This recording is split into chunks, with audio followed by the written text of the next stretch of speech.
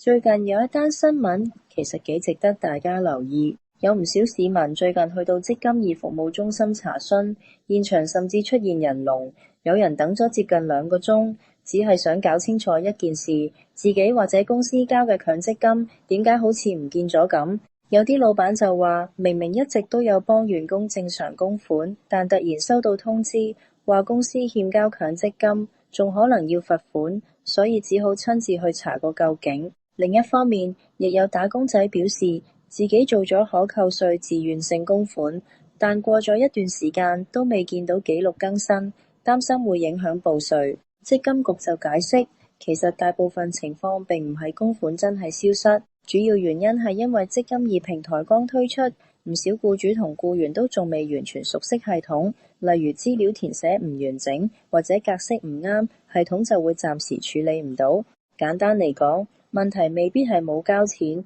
而係新平台過渡期出現嘅適應問題。所以呢件事亦提醒我哋，其實平時都應該多啲留意自己嘅強積金賬戶，定期檢查供款記錄，確保所有供款都清楚透明，咁先可以安心為將來退休做準備。